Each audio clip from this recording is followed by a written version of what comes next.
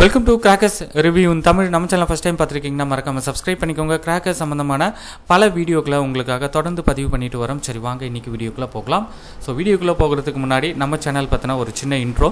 So நம்ம சேனலில் crackers சம்மந்தமான வீடியோக்களை தான் தினந்தோறும் பதிவு பண்ணிட்டு வரோம். கிராக்கர்ஸ் சம்மந்தமான எந்த ஒரு விஷயமா இருந்தாலும் நீங்கள் காண்டாக்ட் பண்ணலாம். ரீட்டைல், ஹோல்சேல் ப்ளஸ் கிராக்கர் ஃபண்டும் நம்ம ஒவ்வொரு வருஷமும் பிடிச்சிட்டு இருக்கோம். 2026 கிராக்கர் ஃபண்டு அக்டோபர்லேருந்து ஸ்டார்ட் ஆகுது. ஸோ இன்ட்ரெஸ்டடாக இருக்கவங்க டீட்டெயில்ஸை கேட்டு தெரிஞ்சுட்டு ஜாயின் பண்ணிக்கலாம். காண்டாக்ட் பண்ண வேண்டிய நம்பர் 9840610942.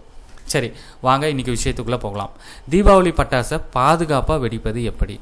இது தெரியாதா அப்படின்னு கேட்குறது எனக்கும் கேட்குது. பட் இந்த விஷயங்களை நீங்களும் நினைவில் வச்சுக்கோங்க. கண்டிப்பாக சில நேரம் நீங்களும் இதை ஃபேஸ் பண்ணலாம். ஸோ நான் என்ன இஷ்யூஸ் ஃபேஸ் பண்ணேன் அப்படின்றதையும் உங்களோட ஷேர் பண்ணுறேன். ஃப்ளவர் பாட் கிரவுண்ட் சக்கர்ஸை குட்டி பசங்க கிட்ட வெடிக்கிறதுக்கு அலோவ் பண்ணாதீங்க, தனியாக கொடுத்துடாதீங்க. சில நேரம் வெடிக்கிறதுக்கான வாய்ப்புகள் அதிகமாக இருக்குது. ஃபவுண்டைன் ஐட்டமாக இருந்தாலும் பரவாயில்ல, ஆனால் ஃப்ளவர் பாட் கிரவுண்ட் சக்கர்ஸ் வெடிக்கும். எதனால் வெடிக்குது அப்படின்னா, சில நேரம் தவறுகள் ஏற்படும். அதாவது இயந்திரங்கள் மூலமாக பண்ணுற ஒரு விஷயத்திலேயே தவறுகள் ஏற்படுறப்ப, மனித சக்தி மூலமாக பண்ணுறப்ப சிறு தவறுகள் ஏற்படும். நம்ம தான் எச்சரிக்கையாக இருக்கணும். என்னுடைய இந்த கிராக்கர் ஜேர்னியில் 2-3 டைம் கிராக்கர் பர்ஸ்டிங் நடந்திருக்கு. அதாவது ஃப்ளவர் பாட் வெடிச்சிருக்கு. ஃபஸ்ட் டைம் வெடிக்கிறப்ப எனக்கு கையில் பட்டு அடிப்பட்டு கிட்டத்தட்ட ஒரு 10-15 நாள் ஆச்சு அது சரியாக.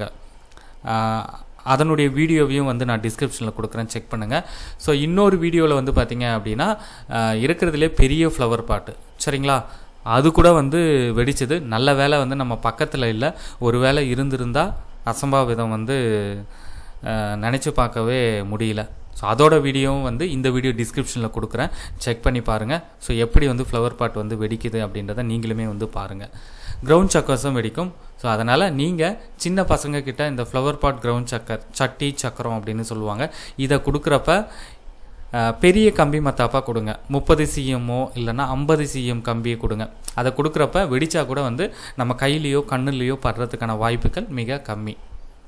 கண்டிப்பாக இதை ஃபாலோ பண்ணுங்கள். பேரண்ட்ஸான நீங்கள் தான் இதை ஃபாலோ பண்ணணும். கேர்ஃபுல்லாக இருங்க. பிராண்டட், நான் பிராண்டட் அப்படிலாம் இல்லை. எந்த ஐட்டமாக இருந்தாலும் சரி வெடிக்கிறதுக்கான வாய்ப்புகள் இருக்குது. பிராண்டடில் கொஞ்சம் குறைவு. ஸோ அதனால தான் பிராண்டட் கிராக்கர்ஸாக பார்த்து வாங்குங்க அப்படின்னு நம்ம சேனலில் தொடர்ந்து பதிவு பண்ணிட்டு வரோம், ஷேர் பண்ணிட்டும் வரோம். ஸோ நீங்களும் கொஞ்சம் கன்சிடர் பண்ணுங்கள். ப்ரைஸ் ஓகே தான், ப்ரைஸை விட நம்மளுடைய சேஃப்டி முக்கியம், நினைவில் வச்சுக்கோங்க. அடுத்து பேக்கெட்டில் வச்சு எடுத்து வெடிக்கிறது, இன்னொரு கையில் கிராக்கர்ஸை வச்சுட்டு இந்த கையில் வச்சுட்டு வெடிக்கிறது, அந்த மாதிரி விஷயம்லாம் பண்ணாதீங்க. 1 by 1 எடுத்து வெடிங்க. அடுத்து பட்டாசு வெடிக்கிறப்ப இது உங்களுக்கு எல்லாருக்குமே தெரியும். முன்னாடி இருக்க அந்த திரியை கிள்ளிட்டு வச்சிங்க அப்படின்னா நமக்கு ஓடி வர்றதுக்கு டைம் கிடைக்கும். அதே போல் மிஷின் திரியெலாம் இப்போ வருது, அதில் வைக்கிறப்பையும் உங்களுக்கு டைமிங் கிடைக்கும். ஊதுவத்தி கனமான ஊதுவத்தியாக இருக்குது அப்படின்னா சீக்கிரமே உங்களுக்கு தீப்பிடிக்கும். ஸோ இந்த விஷயங்களெல்லாம் செக் பண்ணிக்கோங்க. ஸோ அடுத்து இன்னொரு முக்கியமான விஷயம் என்ன அப்படின்னா, ஸோ இப்போல்லாம் ஃபேன்சி ஐட்டம், நைட் ஐட்டம் தான் நம்ம ரொம்ப ஆர்வமாக வெடிக்கிறோம். அதில் இந்த ஸ்கை ஷாட்டு, மல்டி ஷாட் அப்படின்றது ஒரு முக்கிய இடம் வகிக்குது. இதை வெடிக்கிறப்ப 2 சைட்லேயும் கல் வச்சு சப்போர்ட் பண்ணி வெடிங்க. இது கம்பல்சரி. மல்டி ஷாட்டாக இருந்தாலும் சரி, பர்டிகுலராக ஸ்கை ஷாட்ஸ் நீங்கள் நினச்சி பாருங்கள். சப்போஸ் வெடிக்கிறப்ப அது சாஞ்சிடுச்சு, இல்லை காற்றடிச்சு சாஞ்சிடுச்சு, இல்லை நீங்கள் வைக்கிற இடம் ஃப்ளாட்டாக இல்லாமல் மேடும் பள்ளமாக இருந்து கவுந்துருச்சு அப்படின்னா ரொம்ப டேஞ்சர் ஆகிடும். ஸோ பெஸ்ட்டு 2 சைடும் ஒரு செங்கல்லோ இல்லை கல்லோ சப்போர்ட் வச்சு நடுவில் பைப்பை வச்சு முட்டு கொடுத்து வைங்க. ஏன்னா அந்த ஃபோர்ஸ் அந்த அளவுக்கு உங்களுக்கு இருக்கும். நேரில் ஒரு வேளை நீங்கள் பார்த்துருந்தீங்க அப்படின்னா கண்டிப்பாக கல் வைக்காமல் வைக்க மாட்டீங்க. மேபி அந்த மாதிரி இன்சிடெண்ட்லாம் நீங்கள் ஃபேஸ் பண்ணலை அப்படின்னா கொஞ்சம் ரொம்ப கேர்லெஸ்ஸாக வைப்பீங்க. பட் அந்த கேர்லெஸ் வேண்டாம். மல்டி ஷாட்டாக இருந்தாலும் 30, 60, 120, 240, 500, 1000, ஸோ இந்த மாதிரி மல்டி ஷாட்ஸ் வைக்கிறப்ப 2 சைடும் கல் வச்சு சப்போர்ட் பண்ணி வைங்க. சப்போஸ் கவுந்துருச்சு அப்படின்னா ஒன்றுமே பண்ண முடியாது, அது ரிப்பீட்டடாக அடிச்சுட்டே இருக்கும். எச்சரிக்கை. 2 சைடும் சப்போர்ட்டுக்கு கல் வச்சு தான் ஆகணும். அடுத்து இந்த பீகாக் ஐட்டம், அதுக்கெல்லாம் கூட கல் வைங்க. ஓகேங்களா? ஸோ அடுத்து இன்னொரு விஷயம் என்ன அப்படின்னா, ஒரு சில கிராக்கர்ஸ்லாம் கை வச்சா கூட ஒன்றும் ஆகாது அப்படின்னு சொல்லுவாங்க. கரெக்டாக இப்போ வந்து நிறைய பிராண்டில் ஒவ்வொரு ஐட்டம் வந்து அந்த மாதிரி கொண்டு வராங்க. ஸோ அதனால் வந்து நல்லா தெரிஞ்சுட்டு வச்சா ஒன்றும் ஆகாது அப்படின்னு உங்களுக்கு கன்ஃபார்மாக தெரியும்னா வைங்க. மற்றபடி வச்சிங்கன்னா அப்புறம் நீங்கள் ஹாஸ்பிட்டலுக்கு தான் போகணும்.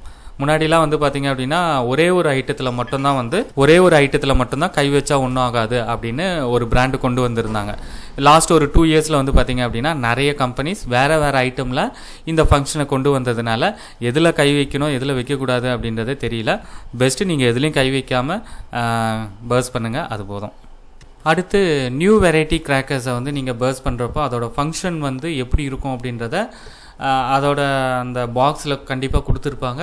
அதை பார்த்துட்டு அதுக்கப்புறம் வந்து பர்ஸ் பண்ணுங்கள், சரிங்களா? உதாரணமாக சொல்லணும் அப்படின்னா பட்டர்ஃப்ளை, ஹெலிகாப்டர், ட்ரோனு, ஸோ இந்த மாதிரி ஐட்டம்ஸ்லாம் வந்து பார்த்துட்டு எப்படி வைக்கணும் அப்படின்றத செக் பண்ணிவிட்டு பர்ஸ் பண்ணுங்கள். இது மட்டும் இல்லாமல் நிறைய ஐட்டமும் மார்க்கெட்டில் வந்துருக்கு. சொல்லணுன்னா அந்த சிலிண்டர் பாம், அனுமன் கதா, ஸோ இந்த மாதிரி ஐட்டம்ஸ்லாம் இருக்குது. இன்ஸ்ட்ரக்ஷனை ஃபாலோ பண்ணி பர்ஸ் பண்ண பாருங்கள். அடுத்து நாட்டு வெடி கிராக்கர்ஸ், சரிங்களா? இது வந்து ரேட்டு கம்மியாக இருக்குதுன்னு நிறைய பேர் வந்து வாங்கி பர்ஸ் பண்ணுறீங்க. ரொம்ப கேர்ஃபுல்லாக பர்ஸ் பண்ணணும். கேர்லெஸ்ஸாக பர்ஸ் பண்ணிங்க அப்படின்னா அசம்பாவிதம் ஏற்பட வாய்ப்புகள் மிக அதிகமாக இருக்குது. குட்டி பசங்களை பக்கத்தில் வச்சுட்டு கண்டிப்பாக நாட்டு வெடிகளெல்லாம் வந்து ட்ரை பண்ணாதீங்க. ஓப்பன் பிளேஸில் வந்து பர்ஸ் பண்ணுங்கள். அதே போல் வந்து நீங்கள் ஸ்டோர் பண்ணுற வீட்டில் வைக்கிற இடமும் பாதுகாப்பாக இருக்கணும். ஏன்னா லைட்டாக நெருப்பு பட்டால் கூட போதும், உடனே வந்து உங்களுக்கு ஃபயர் ஆகிடும். அதோட வீரியமும் வந்து அதிகமாக இருக்கும். அதனால் முடிஞ்ச அளவுக்கு நாட்டு வெடிகளை வாங்குறத தவிர்க்கிறது நல்லது. இல்லை உங்களுக்கு அது ரொம்ப பிடிக்கும் அப்படின்னா வாங்கி ஓப்பன் பிளேஸில் வெடிச்சுட்டு ஹாப்பியாக இருங்க, கேர்ஃபுல்லாக செயல்படுங்க. ஓகே, எல்லாமே வந்து நான் டிஸ்கஸ் பண்ணிட்டேன்னு நினைக்கிறேன். ஏதாச்சும் மிஸ் பண்ணியிருந்தால் நான் கமெண்ட் செக்ஷனில் ஷேர் பண்ணுறேன். இதை முடிஞ்ச அளவுக்கு உங்களுடைய நண்பர்கள் அனைவருக்கும் தெரியப்படுத்துங்க. நன்றி, வணக்கம்.